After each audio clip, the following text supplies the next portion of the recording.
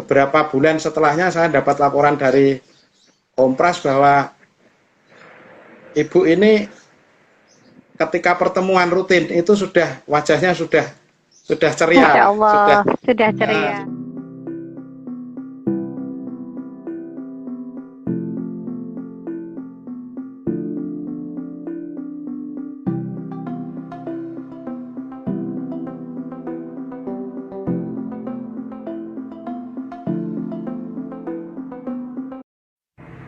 Assalamualaikum warahmatullahi wabarakatuh. Selamat siang teman-teman. Kembali bertemu saya Ida dari Inti Mata Jiwa LSM yang bergerak di bidang kesehatan jiwa dan pencegahan bunuh diri di Gunung Kidul. Setiap hari Minggu kita akan mengadakan live dalam bincang imaji atau yang kita sebut sebagai Imaji Talk. Ini merupakan sesi kedua diskusi kita bersama Mas Basuki Rahmanto. Jadi Mas Basuki Rahmanto itu adalah salah satu aktivis LSM Imaji yang berangkat dari luka lama ya. Jadi Mas Bas ini kebetulan adalah seorang fotografer, punya cerita bahwa bulenya ada perubahan perilaku sampai 10 tahun yang diduga sebenarnya adalah mengalami gangguan jiwa. Tapi pada waktu itu memang pemahaman tentang kesehatan jiwa masih sangat kurang sehingga mungkin terlambat mendapatkan penanganan. Dan itulah yang kemudian menjadi titik awal bagi Mas Basuki untuk lebih peduli kepada kesehatan jiwa. Beliau ingin sekali membagi pengalaman dan juga terlibat di dalam sosialisasi kesehatan jiwa agar bisa membantu banyak orang lagi. Nah teman-teman, kita akan tetap berdiskusi dengan Mas Basuki.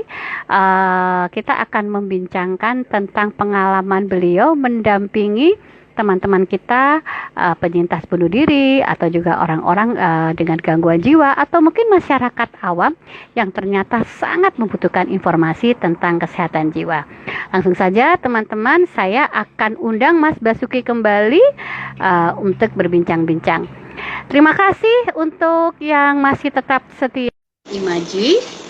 Mudah-mudahan di minggu ini kita tidak hanya mendapatkan manfaat tapi juga energi baru untuk lebih. Tadi sempat makan dulu atau minum dulu? Minum. Kalau makan tambah besar nanti. Tambah besar ya. Baik Mas Bas, kita akan lanjutkan bincang-bincang kita di sesi yang kedua. Tadi Mas Bas sudah cerita awalnya kenapa bergabung di Imaji, yang salah satu penyebabnya adalah, salah satu motivasinya adalah agar bisa membantu masyarakat tentang kesehatan jiwa karena punya cerita bahwa bule pernah mengalami gangguan jiwa tapi mungkin terlambat penanganan karena ketidakmengertian dan kemudian akhirnya harus berakhir tragis ya. Oke, kita tidak akan membahas itu lagi. Kita akan lebih fokus kepada kegiatan dari Inti Mata Jiwa LSM Imaji. Mas Bas, selama ini kegiatan Imaji apa saja dan yang Mas Bas terlibat seperti apa contohnya?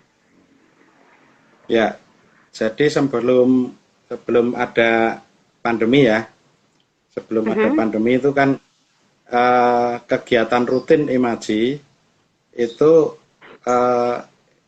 semacam penyuluhan kepada masyarakat. Namun kami kebetulan waktu itu setelah kami bergabung di Imaji kemudian dipertemukan dengan teman ya namanya Om Pras. Nah Om Pras ini pendamping PKH. Nah Om Pras ini pendamping PKH, kemudian Om Pras juga berinisiatif bahwa kegiatan Imaji ini bisa menyentuh ke masyarakat yang warga binaan PKH ya. Jadi waktu itu mulai dijadwalkan dan di PKH itu saya selain Om Pras juga Mas Suro, tapi kalau kadang sebutnya Mbah Suro gitu. Nah pengalaman di PKH itu yang pertama kali waktu itu penyuluhan di daerah Ngelipar itu langsung Pak Joko sebagai koordinator imaji menunjuk Mas Basuki saja yang nanti menyampaikan materi ya. Nah saya ya geragap gitu. Karena biasanya motret disuruh ngasih materi tentang kesehatan jiwa ya. iya, lah kirain kan saya ya gabung di imaji nanti hanya sebagai dokumentasi gitu kan. Nah ternyata ya Pak Joko langsung mempelajari modul-modul yang sudah ada aja nanti disampaikan ke warga PKH gitu. Nah, terus saya belajar dari modul-modul itu, saya juga mulai belajar kan apa istilah-istilah dalam psikologi itu apa gitu. Jadi harus banyak belajar. Nah, pas saya dapat jatah pertama kali memberi penyuluhan, kebetulan kami itu diikuti oleh Liputan 6. Liputan 6 mau lihat kegiatan imaji gitu. Waduh, saya grogi kan gitu. Nah, saya ketika memberi penyuluhan ke teman-teman PKH itu yang ada dalam pikiran saya bahwa kita itu sama-sama belajar gitu. Jadi bahasa yang saya sampaikan ke warga binaan PKH itu bahasa yang mudah dipahami gitu. Jadi bahasa awam ya? Ya, bahasa awam. Jadi yang saya sampaikan kadang saya selingi guyon-guyon gitu biar mereka nggak terlalu contohnya yang disampaikan seperti apa contohnya?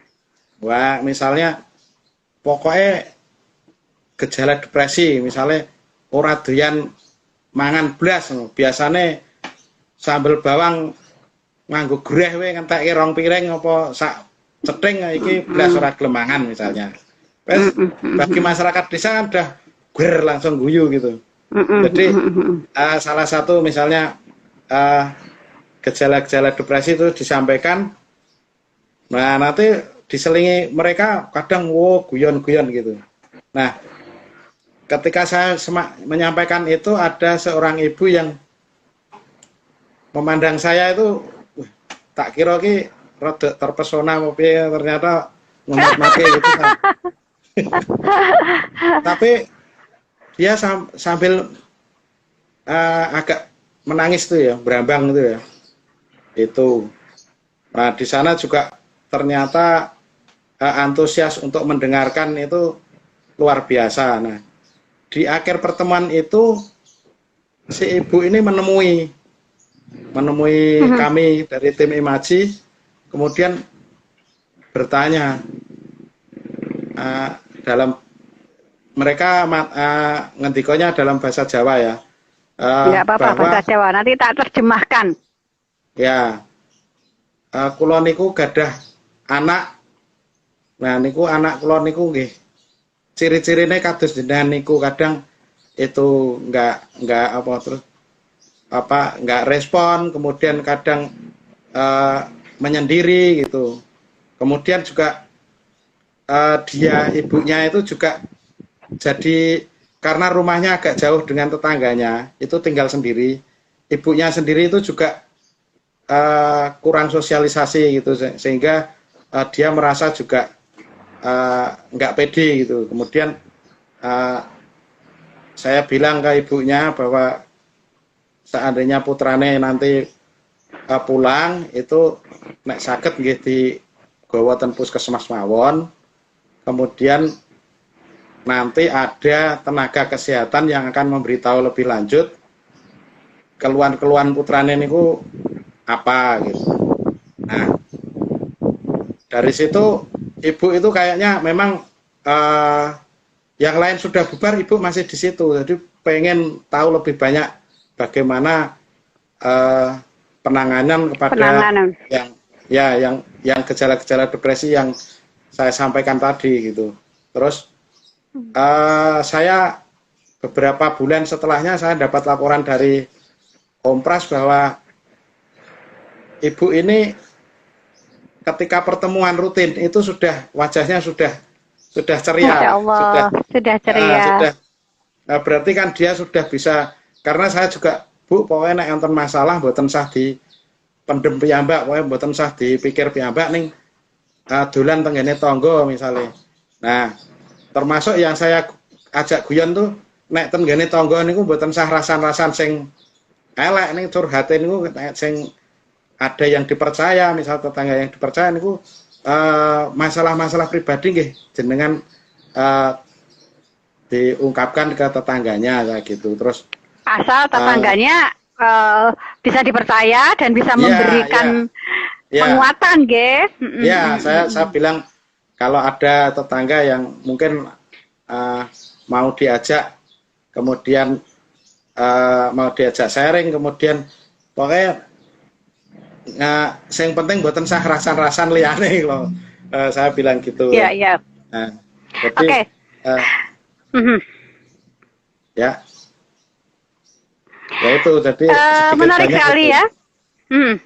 Menarik sekali pengalaman Mas Bas ini, teman-teman. Jadi mungkin perlu saya informasikan. Jadi Imaji itu adalah LSM yang bergerak di bidang kesehatan jiwa dan pencegahan bunuh diri. Nah, Imaji itu bermitra dengan PKH, jadi pendamping PKH ya. Jadi kan ada keluarga prasejahtera ya atau sejahtera ya, saya lupa tuh singkatannya tuh. Kemudian ada pertemuan rutin PKH itu untuk melakukan pendampingan kepada masyarakat.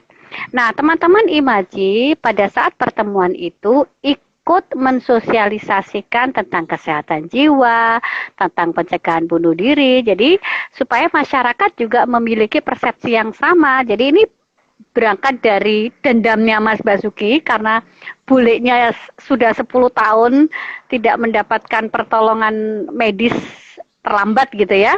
Nah, Mas Bas ini ingin masyarakat juga paham tentang kesehatan jiwa sehingga mereka tahu apa yang harus dikerjakan. Kira-kira seperti itu ya Mas Basuki yang sudah kita lakukan ya. Oke, mungkin saya juga sedikit berbagi informasi teman-teman. Memang gangguan jiwa yang paling sering di masyarakat yang sering kita temui itu adalah depresi. Ada 3 gejala depresi yaitu murung, hilang minat, dan mudah lelah. Ada 7 gejala tambahan. Gangguan tidur, gangguan nafsu makan, kemudian harga diri rendah, pikiran tentang masa depan yang suram, perasaan bersalah yang berlebihan, gangguan konsentrasi, sampai percobaan bunuh diri. Nah, justru yang kita lakukan dari teman-teman Imaji itu adalah mengesosialisasikan dan mengedukasi masyarakat tentang gejala-gejala depresi sehingga mereka bisa melakukan deteksi dini dan segera mendapatkan pertolongan.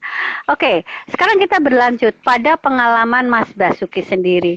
Mas Basuki tadi bercerita bahwa asli orang Tepus dan kemudian juga punya pengalaman keluarga yang mengalami gangguan jiwa. Nah, orang Gunung Kidul itu dikenal ada mitos pulung gantung. Sebagai asli warga Gunung Kidul, apakah Mas Basuki percaya atau pernah punya pengalaman yang terkait dengan pulung gantung? Ya, ya kalau mendengar sudah dari dulu ya, waktu sekolah itu sudah mendengar bahwa di Gunung Kidul ada istilahnya pulung gantung gitu.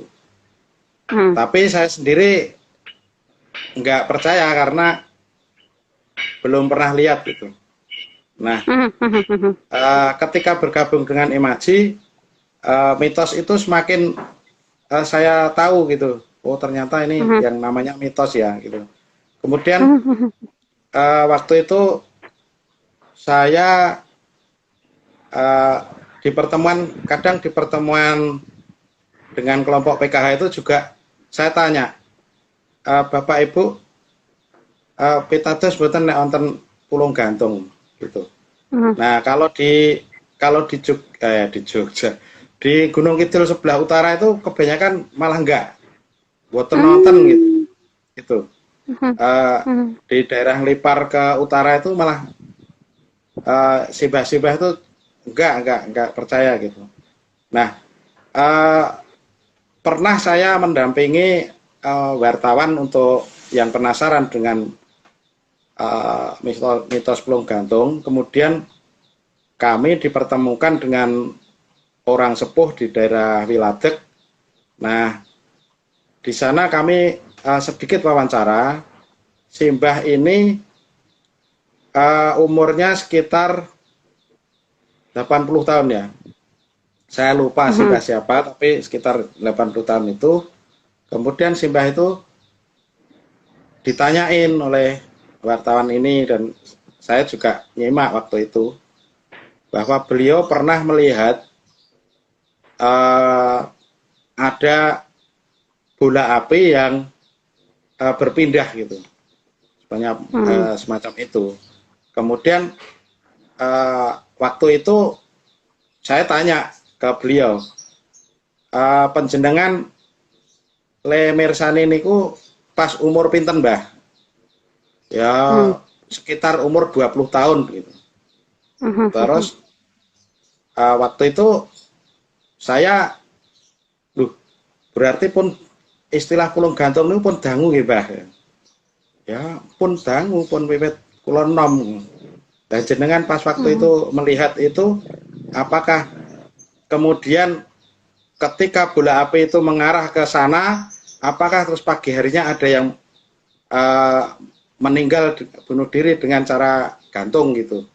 Nah Simbah bilang nggih boten, neng paling boten arah misalnya arah ngetan apa arah ngidul ngoten nggih, kapan ngoten mesti ngrikon niku wonten sing gantung. Nah, dari situ saya semakin yakin bahwa wah ini berarti memang Pulung Gantung itu hanya mitos yang dibuat-buat oleh generasi tertentu waktu itu gitu.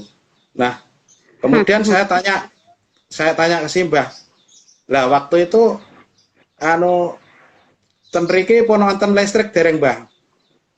Wah dereng, terus saya do nganggo sentir, dadine nek dolan niku nek mboten pas apa bulan itu loh, bulan purnama atau padang apa bulan. ya padang bulan nggak keluar. Loh, berarti enten cahaya sidik mawon cetha nggih Mbah? Ya cetha. Terus saya juga iseng tanya, nah kalau di generasi sekarang Mbah, karena sudah padang jinglang listriknya sudah ada, itu kira-kira generasi sekarang tuh percaya mboten nek wonten sing bola api ngoten niku bahwa itu adalah Pulung Gantung? Wah nek zaman sakniki nggih cah nom-nom niku pun boten percaya gitu. Nah, beliau sendiri yang katanya pernah melihat aja tidak juga percaya ragu-ragu. ragu-ragu bahwa saat ini generasi itu masih percaya gitu. Makanya wah saya semakin yakin bahwa Pulung Gantung itu hanya mitos gitu.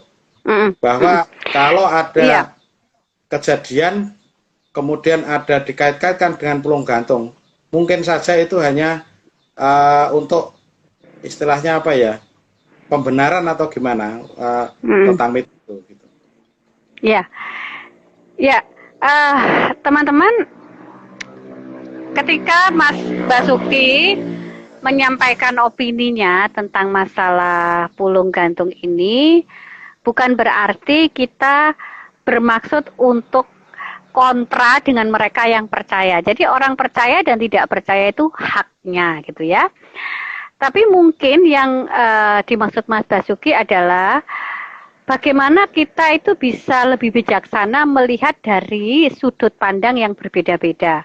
Bagi mereka yang percaya Pulung Gantung ya silahkan.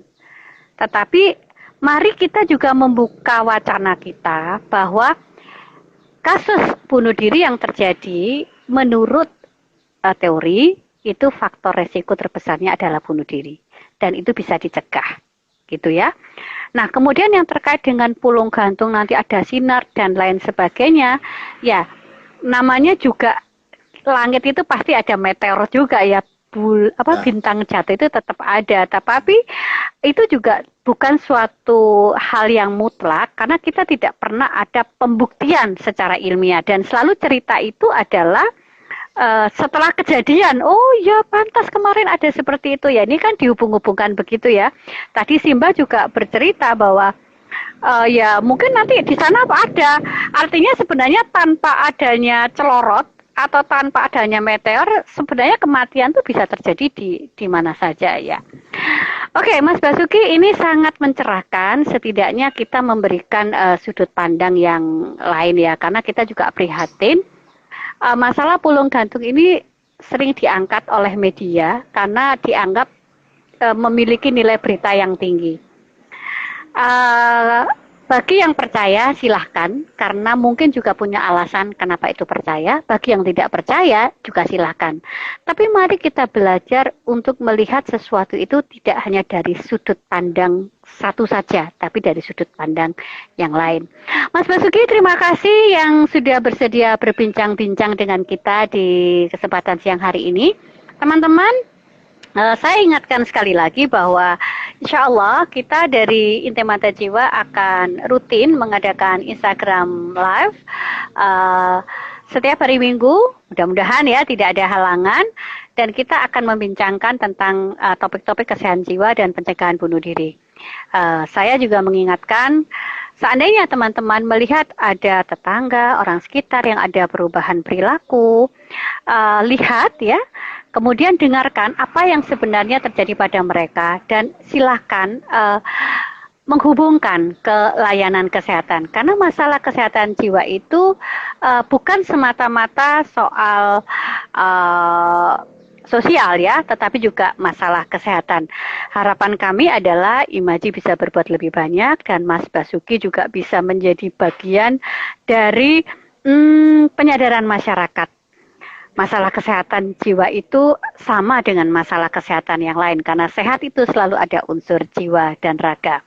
Mas Basuki, terima kasih atas bincang-bincangnya pada siang hari ini. Teman-teman yang belum follow, silakan follow Instagram Inti Mata Jiwa, @intimatajiwa.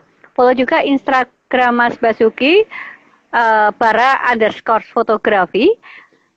Follow juga Instagram Photowork, bara_photowork ya. Juga follow Instagram saya @ida_psikiater.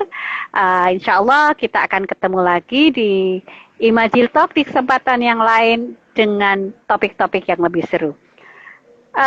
Teman-teman juga boleh DM atau usul topik-topik apa yang akan kita bahas. Terima kasih Mas Bas, terima kasih semuanya. Wassalamualaikum warahmatullahi wabarakatuh. Mohon maaf bila ada salah-salah kata. Diskusi kita akan saya upload di IGTV. Saya Ida dari Imaji. Wassalamualaikum warahmatullahi wabarakatuh. Sehat selalu teman-teman. Jaga prokes.